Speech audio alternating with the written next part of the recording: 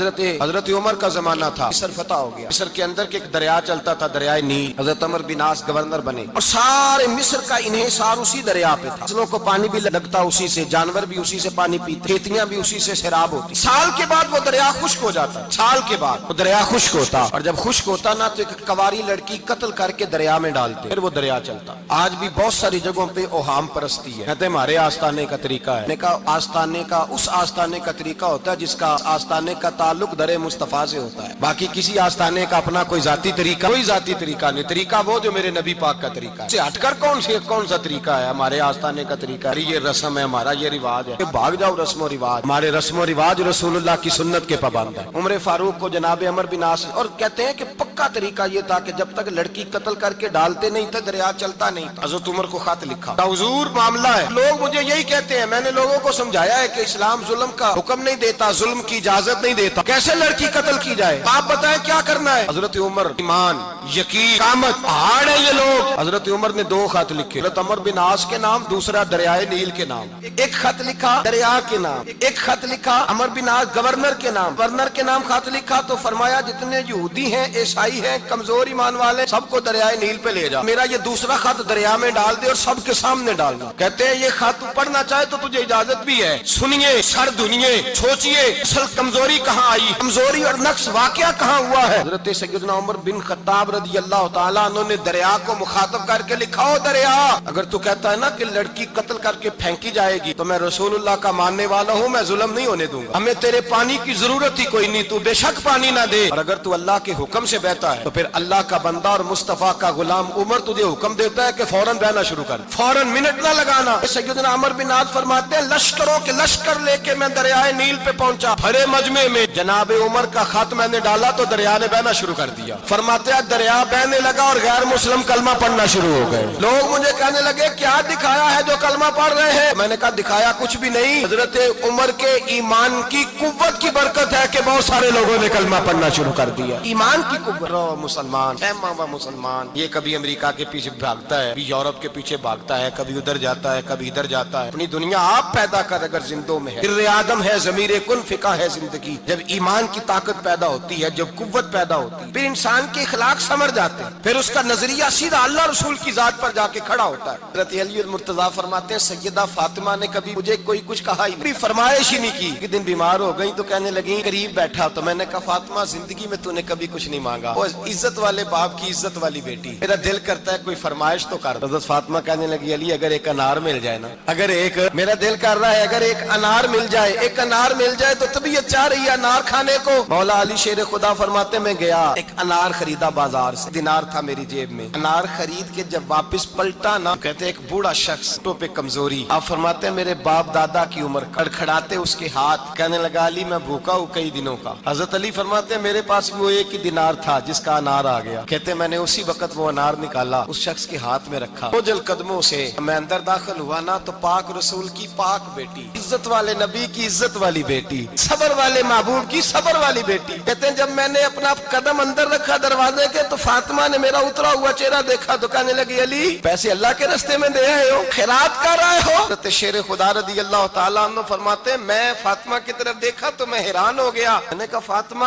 تجھے، کہنے لگی مجھے یقین ہے آپ انار لینے گئے تھے، آپ نے خرید بھی لیا تھا، اور مجھے پتا ہے علی میرے ساتھ بے وفائی ہو ہی نہیں سکتی، یہ کسی سوالی نے مانگ لیا ہوگا، علی آ جا، مجھے انار کھانے سے وہ سکون نہیں ملا جو تو اللہ کے راستے میں دے آیا ہے تو سکون ملا، کھانے سے نہیں ملا جو تیرے دینے سے ملا ہے۔ مولا علی کہتے صبر کر کے میاں بیوی بیٹھ گئے تو دروازے پہ دستک ہوئی، کہتا میں اٹھ کے دروازے پہ گیا تو حضرت سلمان فارسی دروازے پہ کھڑے تھے، انہوں نے نا 9 انار مجھے دیے، کہنے لگے نبی پاک نے بھیجے ہیں، یہ 9 انار ہے نبی پاک نے بھیجے ہیں، تو حضرت علی شیر خدا فرمانے لگے ہمارے نہیں کسی اور کے، ہمارے نہیں کسی پڑوسی کے ہیں، دائیں بائیں دیکھ لے، کہنے لگے نہیں تمہارے ہی ہیں، فرمانے لگے نہیں میرے ہوتے تو 10 ہوتے، اس لیے کہ اللہ فرماتا تم ایک نیکی کرو گے میں 10 کا اجر عطا کروں گا، میں میرے ہوتے تو 10 پورے ہوتے، اللہ رسول نے بھیجے اور میرا یقین کمزور ہو سکتا ہے، میرے ہوتے تو 10 ہوتے، یہ 9 ہے۔ حضرت سلمان فارسی نے جیب میں ہاتھ ڈالا 10واں بھی نکالا، علی تیرے 10 ہی تھے، میں تو تیرا امتحان لے رہا تھا، 10 ہی تھے تیرے، یقین کی دولت زنجیریں کاٹ دیتی، یقین کی دولت عورت انسان کو نواز دیتی. تو لڑکھڑاتا ہوا آیا ہے. میرے نبی پاک نے فرمایا یوں نہ کہا کر کے یا اللہ چاہے تو دے چاہے تو نہ دے. جب مالک سے مانگ تو کہا کر یا اللہ تجھی سے مانگنا ہے, میں لے کے اٹھوں گا, مجھے دے گا. میں جتنا تیرا یقین کامل ہوگا اتنا ہی اللہ تجھے جھولی بھر کے عطا فرمائے گا. کمزور سا مسلمان, لڑکھڑاتا سا مسلمان دیکھتا ہوں کرتا. اور یہ بھی نہ دیکھا کریں بھائی ایمان یقین کو استقامت کے درجے پہ لیں. یہ نہ دیکھا کریں کہ وہ کیسے دے گا. وہ کسی وسیلے کا محتاج نہیں ہے, وسیلے کو پسند کرتا ہے. وسیلے کا محتاج وہ بغیر وسیلے کے بھی دے دیتا ہے. ہر آدمی ماں باپ کے ذریعے پیدا ہوتا ہے. اگر پیدا کرنا چاہے تو جناب عیسیٰ کو بغیر باپ کے پیدا کر دیتا ہے. اگر پیدا کرنا چاہے تو حضرت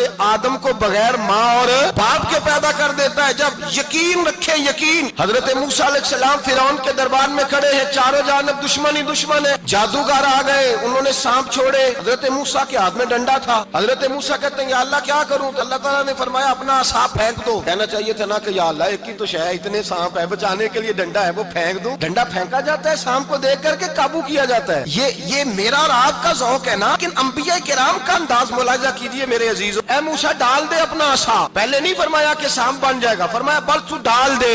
میں اور آپ ہوتے ہیں تو سانپ سامنے ہے, ڈنڈا ہاتھ میں ہے, ہم کہیں گے عجیب بات ہے, یہ دفاع کی چیز ہے, جی کو ڈال دوں تو بچوں گا کیسے؟ ڈال دو. تو حضرت موسیٰ نے ڈال دیا. کہا میرے رب کا حکم ہے تو میرے لیے بہتر ہی ہوگا. اللہ فرماتے ہیں جب موسیٰ نے ڈالا تو میں نے اس ڈنڈے کو, اس عصا کو اژدہا بنا دیا. اب کبھی عصا بھی اژدہا بنے, کبھی چھڑی بھی بہت بڑا اژدہا بنی ہے. لیکن قرآن کہتا ہے جناب موسیٰ نے ڈالا تو اللہ نے اژدہا, بلکہ اس سے پیچھے چلیے. عورتیں کمزور یقین کی ہوتی ہے نا. جناب موسیٰ پیدا ہوئے تو اللہ فرماتے ہیں میں نے موسیٰ کی ماں کے دل میں بات ڈالی. ماں کے دل میں صندوق میں ڈال کے تو اس کو دریا میں بہا. بھائی صندوق میں کہہ سکتے ہیں نا آکسیجن کیسے جائے گی. اور دریا میں بچے بچنے کے لیے ڈالے جاتے ہیں کہ ڈوبنے کے لیے ڈالے جاتے ہیں. ماں کے دل میں یقین کمزور نہیں تھا اماں کا. انبیاء کے ماں باپ موحد ہوتے ہیں, دین کو ماننے والے. اللہ قرآن میں کہتے ہیں میں نے وحی کی, میں نے القاء کیا, میں نے بات ڈالی. حضرت موسیٰ کی ماں کہتی ہے میں نے ڈال کے نا سمندر میں بیٹا, میں نے سمندر میں بیٹا ڈال کے صندوق میں بند کر کے رب کے حوالے کیا. فرماتے ہیں میرے مالک